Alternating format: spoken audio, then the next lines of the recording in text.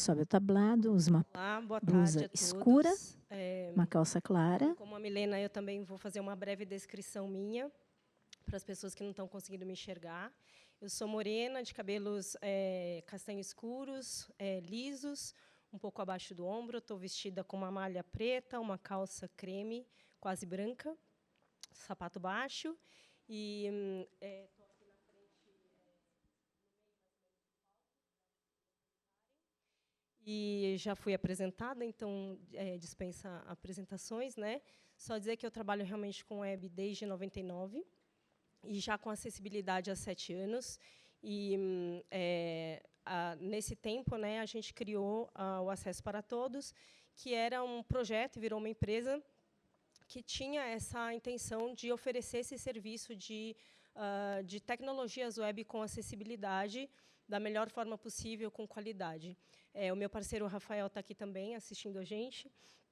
E o nosso ideal é que a gente Mudança chegue de num ponto slide, que a gente nem precise mais diversos falar de logos. acessibilidade. Que assim, nós oferecemos tecnologias web, criamos websites. E a acessibilidade ela faz parte já desse universo, né? Então, aqui no nosso slide, a gente colocou alguns clientes que a gente trabalha. Amazon, E a APA, gente queria dar ênfase aqui para um Fundação recente, mas Toyota do grande parceiro, que é a Brasil, Handtalk. Governo do Estado de São Agradecer Paulo, muito, Gol assim, Linhas imensamente Aéreas, por estar Grendene, participando desse dia, Talk, que é Luiza uma Caspari, oportunidade incrível, Melissa, Tickets for um Fun. evento super importante, né? Também queria falar um pouquinho da Luiza Caspari, que também está aqui hoje, e é uma super parceira e cliente nossa também, que a gente adora o trabalho dela, que todo mundo devia conhecer. E a gente preparou para hoje uma palestra curtinha, até pelo tempo, né, que é um breve checklist de como você pode verificar de uma forma rápida e fácil se o seu site ou o site do seu cliente tem alguma preocupação com acessibilidade. E é óbvio que, pelo tempo que a gente tem aqui, eu vou ter que passar muito rápido. Desculpa, gente, que eu estou no fim de uma gripe. A minha voz está um pouco esquisita. Então, ele não substitui uma avaliação mais profissional, né, de acessibilidade, mas a ideia é que, com poucos recursos, às vezes vendo o código-fonte, instalando um leitor de telas ou alguma outra tecnologia assistiva, a pessoa consiga ver um site e verificar se existe uma preocupação ou não e o que poderia melhorar de acessibilidade. Então, eu vou passar aqui os pontos que a gente selecionou, que são baseados nas recomendações da iniciativa de acessibilidade do W3C. Então, o primeiro ponto que você Página poderia no Museu de verificar é o Imigração do Estado título de do São Paulo site. e página do Esse MASP. título ele aparece no navegador, lá em cima, naquela barrinha. Se tiverem várias abas abertas, cada aba deve apresentar um título. E a primeira coisa é verificar se existe um título, porque tem muita gente que não coloca título. E o título ele é muito importante para a localização do usuário, porque a primeira coisa que um leitor de telas, por exemplo, lê para um usuário cego, quando uma página carrega, é o título. Então, ele é muito importante para que ele saiba onde que ele entrou e qual é o conteúdo daquele lugar que ele está. Se ele possui um título, se esse título é compreensível também, né? Então, por exemplo, no site do MASP, se você entrar lá, o título é MASP. Uma pessoa que vem de fora de São Paulo e que não conhece o museu, talvez não saiba o que significa MASP. Então, ela pode não entender onde que ela entrou. Então, ficaria melhor se fosse MASP, Museu de Arte de São Paulo, assim como acontece no Museu da Imigração do Estado de São Paulo, que já colocou um título completinho, né? Então, como a gente cria esse título de uma forma adequada? As diretrizes de acessibilidade da WCAG, que já foram citadas aqui algumas vezes, elas têm várias recomendações. A gente colocou algumas aqui só para vocês saberem, né? Então, esse título tem que identificar o assunto da página, ele tem que fazer sentido quando lido fora de contexto. Por exemplo, se um usuário entrou a partir de um sistema de busca com um leitor de telas, então, ele tem que entender aquele título naquele momento. Ele não pode ser muito longo, tem que identificar o site ao qual ele pertence, e ele tem que ser único no site. Se você tem um site que em todas as páginas possui o mesmo título, isso não é bom para acessibilidade.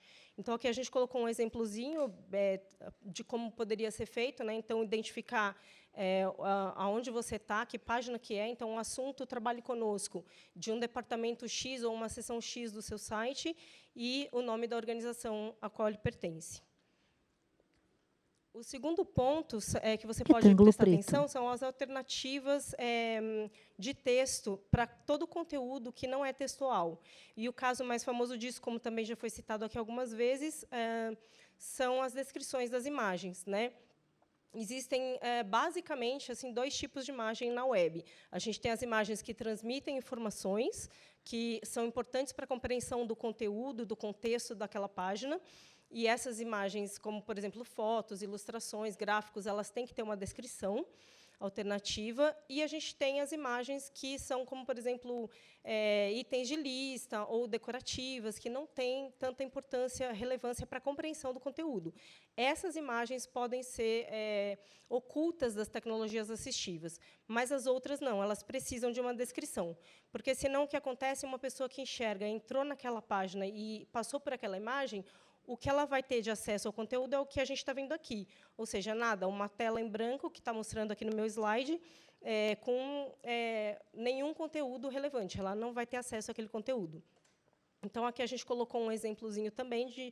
Existem N casos, né, de como você criar essas descrições, mas só para a gente ilustrar, a gente colocou um exemplo. Então, vamos supor que a gente tenha um DVD de um filme vendido numa loja virtual.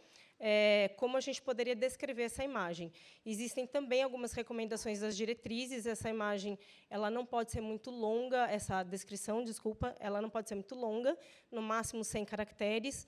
Ela tem que passar a função da imagem na página, né? E se existem palavras importantes na imagem, também isso tem que ser passado na descrição. Então, aqui um exemplo dessa imagem poderia ser filme em DVD Star Wars, O Império Contra-Ataca, edição limitada, digitalmente masterizado. Então, a gente colocou todas as informações relevantes aí nessa imagem. Assim como o Reinaldo, eu também sou fã de Star Wars. Se você coloca corretamente a descrição e você oculta as imagens da página, você consegue verificar, porque essa descrição aparece no lugar da imagem. Então, você consegue verificar se continua fazendo sentido ou não. Já se você não coloca a descrição, esse conteúdo também fica perdido, né? Então, uma forma de verificar seria ocultar as imagens da página. Outra forma seria, a partir do uso de um leitor de telas. Os nomes escritos. O terceiro ponto que a gente pode verificar são os cabeçalhos da página. Normalmente, as páginas web elas são organizadas em seções de uma forma hierárquica e lógica na navegação. Então, você pode verificar se existe essa organização de conteúdo, né? Normalmente, eles são marcados com essas tags, esses comandos HTML que a gente está vendo aqui no slide, que vão do H1 até o H6 numa ordem hierárquica. E, pelo padrão, eles têm também uma configuração visual. Por exemplo, o H1 tem um tamanho grande, o H2 menor do que o H1, o H3 menor do que o H2, e assim por diante. Mas essa configuração também pode ter sido alterada pelo desenvolvedor. Então, não é a forma mais correta da gente avaliar se isso está bom ou não. Então, a gente pode verificar isso com o uso de um leitor de telas ou verificando o código-fonte da página, e assim por diante. E, para a acessibilidade, uma coisa muito importante é que a gente tenha um H1 só na página, porque isso vai ajudar na localização do usuário que usa uma tecnologia assistiva, um leitor de telas. O quarto ponto são os contrastes de cor. Tem muitos usuários que não conseguem ler um texto se não existe um contraste suficiente, principalmente entre a cor do texto e a cor de fundo. É muito comum a gente ver hoje nos sites textos cinza bem clarinho com fundo branco, como a gente colocou num desses exemplos do slide aqui. Tem alguns outros também, né? Então, tem muitos usuários que não vão conseguir ler nada disso. Assim como se essa luminosidade de contraste entre uma cor e outra pode também agredir a visão de algumas pessoas. Então, aqui a gente colocou alguns exemplos de contrastes bons e ruins, e isso pode ser verificado com ferramentas gratuitas na internet, que já calculam esse contraste suficiente de acordo com as normas, e também alguns sites têm aquela opçãozinha de alto contraste, que você consegue dar ao usuário essa opção, né, de configurar o contraste da página de acordo com a necessidade dele. Muitas vezes, colocar um fundo escuro, porque isso é mais confortável para a leitura de algumas pessoas. O quinto ponto seria o tamanho do texto. Os textos têm que ter um tamanho legível por padrão, né? O recomendado é que não se configure esse tamanho de texto para o menor do padrão do navegador. E também o espaçamento entre linhas tem que ser suficiente. Pelas diretrizes, o ideal é que tenha pelo menos 1,5 vezes o tamanho da fonte. E os sites, os navegadores possuem normalmente uma ferramenta de zoom, que você pode ampliar a página e, conforme você vai ampliando, todo o conteúdo amplia. Então, pode ser testado isso a partir do teclado ou do próprio navegador. Se você colocar o comando Ctrl+, ele vai aumentando todo o conteúdo, Ctrl- vai reduzindo. E aí você pode testar se, quando você faz isso em até 200%, se todo esse conteúdo permanece legível, se não existe sobreposição de texto ou quebra de texto, como a gente está vendo aqui no slide, se todos os formulários, os botões continuam sendo possíveis de serem manuseados. E uma outra coisa muito importante também é que essa página não cria uma barra de rolagem horizontal, porque isso pode impedir o acesso ao conteúdo para muitos usuários, principalmente dependendo de como a página foi montada. Então, aqui no slide, a gente tem um exemplo disso. Do lado esquerdo, a gente tem um texto normal. No meio, como ele deveria acontecer se você amplia esse conteúdo, né? Então, o texto ele vai ampliando e vai se reajustando, adaptando à largura horizontal disponível. E não tem quebra de texto nem nada. E, do lado direito, a gente vê que criou uma barra de rolagem horizontal e o texto fica cortado. Então, o usuário é obrigado a rolar essa barra para conseguir acessar todo o conteúdo. Isso não é o ideal. Assim, então, verificar se essas coisas não estão acontecendo. O sexto ponto é o acesso por teclado e o foco visual, que são muito importantes também. Tem muitos usuários que não conseguem navegar pelo mouse, usar o mouse na navegação. Eles usam exclusivamente o teclado para navegar. Então, todas as funcionalidades do teclado, elas têm que estar, as funcionalidades do site têm que estar acessíveis pelo teclado. E a gente pode verificar isso usando o próprio teclado para navegar. Então, se você usar a tecla Tab, você vai por todos os elementos interativos da página. Você vai navegando pelos links, pelos botões, e as setinhas também têm uma forma de navegação. Então, por exemplo, se você for navegando com Tab até chegar a um menu do tipo drop-down, que você clica e ele abre um submenu. E aí você for navegando com as setinhas, você consegue verificar se você está acessando todo esse conteúdo ou não, né? E outro ponto muito importante é o foco visual também. Quando o usuário navega com o teclado, ele vai focando os elementos. E, quando ele foca um elemento, esse elemento tem que ser destacado de alguma maneira. Isso dá muita segurança para um usuário com baixa visão, para ele saber o que ele está acessando, onde ele está clicando, o que ele está interagindo no site. Aqui no slide, a gente está vendo um exemplo do padrão do navegador, que ele cria uma linhazinha tracejada em volta do elemento para focar, mas isso pode ser melhorado através dos estilos, e você pode deixar isso mais destacado ainda, ou com uma borda mais grossa, ou com uma cor de fundo diferente, e assim por diante. Existem N formas de destacar esse foco. Aqui tem outro exemplo de um bloco inteiro que criou uma borda diferenciada. O sétimo ponto são os formulários. Os formulários são importantíssimos, porque, normalmente, as principais funcionalidades de um site estão nos formulários, que é fazer um cadastro, fazer um pedido, fazer uma compra, né? Então, se os formulários não estiverem acessíveis, o seu site não vai ter uma utilidade muito grande para os usuários. E a principal coisa que a gente tem que verificar é se os campos que recebem informação têm uma rotulação correta. Essa rotulação ela aparece visualmente, normalmente. Por exemplo, endereço de e-mail, e aí vem o campo para você preencher. Só que esse rótulo tem que estar vinculado com esse campo também por código, porque uma pessoa que navega com a tecnologia assistiva, ela precisa ter essa informação programaticamente. Então, aqui a gente tem um exemplo do código HTML que faz isso, que é o label, que é um rótulo, que a gente chama de etiqueta, né? Então, através de um parâmetro, a gente vincula essa etiqueta ao campo. Então, quando o usuário está navegando por tab e cai dentro desse campo, o leitor de telas, por exemplo, automaticamente já lê aquela etiqueta para o usuário, ele sabe que ele tem que interagir, né? Outra coisa muito importante nos formulários é você oferecer instruções claras de como o usuário tem que preencher cada campo. Por exemplo, um formato de data ou um documento, se precisa colocar pontuação ou não. Então, todas essas coisas têm que ser informadas ao usuário. E também, se o campo tem erro e isso for detectado, isso tem que ser informado por todos os meios possíveis para os usuários. Então, a partir de uma mudança de cor ou um destaque no próprio campo, ou um texto adicional que é adicionado àquela etiqueta. E existem outros recursos mais avançados também, de linguagens específicas de acessibilidade, como ARIA, né, que já foi citado também, para fazer isso acontecer e o usuário ter certeza que aquele campo está com erro. O 8º ponto é conteúdo em movimento, ou conteúdo intermitente, ou que pisca muito rapidamente. Esse tipo de conteúdo ele pode aparecer, por exemplo, em carrosséis, em vídeos, em scroll infinito de páginas, ou página que recarrega automaticamente. Todos esses movimentos eles podem ser muito problemáticos para muitos tipos de usuário. Por exemplo, para pessoas que têm algum transtorno de déficit de atenção ou de processamento visual. Então, você pode verificar se existe esse tipo de conteúdo na página, se esse conteúdo começa automaticamente, se ele dura mais de 5 segundos. Então, o site tem que oferecer algum recurso para que o usuário possa pausar, ou parar, ou interromper, ou ocultar esse movimento.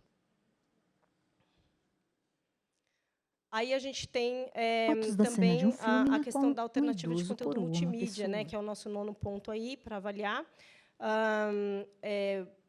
Tem muitos usuários, por exemplo, usuários surdos, eles não têm acesso a todo o conteúdo de áudio ou podcast de um site, a não ser que você ofereça um conteúdo alternativo, como a legenda, como a transcrição em texto ou a interpretação em libras. E, assim como um usuário cego ou com baixa visão não vai ter acesso ao conteúdo visual dentro de um vídeo, a não ser que você também ofereça um conteúdo alternativo, como a transcrição em texto ou uma audiodescrição, né? Então, você pode verificar várias coisas se você tem conteúdo multimídia. Se os controles desse player, por exemplo, eles funcionam e estão rotulados, se você consegue saber o que cada botão faz no vídeo.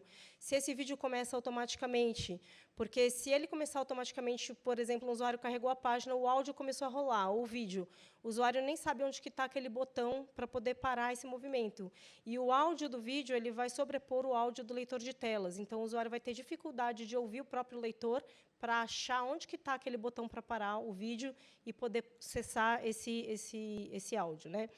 E também você pode verificar se existem legendas, close ou open caption no vídeo, se esse vídeo possui algum tipo de recurso, como audiodescrição ou a interpretação de libras. E, por último, a verificação da estrutura básica de um site. Caixas Os com diversos usuários tamanhos de eles fonte. veem as páginas ou leem as páginas de formas diferentes, né? Um usuário de leitor de telas, por exemplo, né, ele lê todo o conteúdo da página, independente da estrutura visual dessa página, como uma linha, porque o leitor de telas ele faz uma leitura de cima para baixo, da esquerda para a direita, sempre.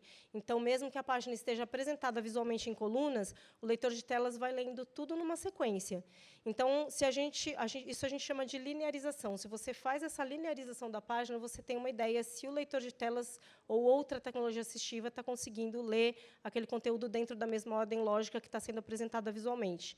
Aqui no slide, a gente tem alguns exemplos. No exemplo A, a gente vê a página montada em 3 colunas e 2 linhas. Então, do lado esquerdo, a gente tem um menu de opções. No centro, um conteúdo principal.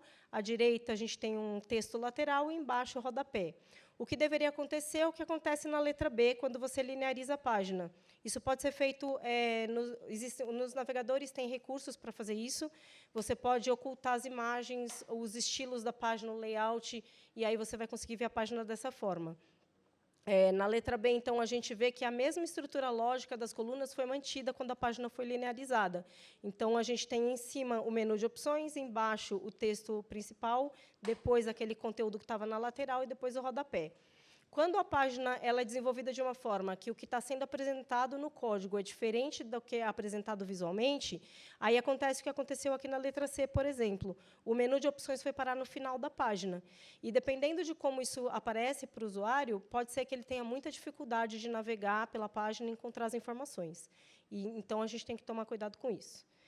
Então, era isso aí, gente. Quem tiver mais dúvidas, eu sei que foi muito rapidinho, mas quem quiser conversar ou ter mais dicas, Cláudia Marim. aí estão nossos Cláudia contatos, Marim podem visitar nosso site, escrever para a gente, que a gente ajuda vocês, tá bom? Cláudia@acessoparatodos.com.br. Muito obrigado, Cláudia. www.acessoparatodos.com.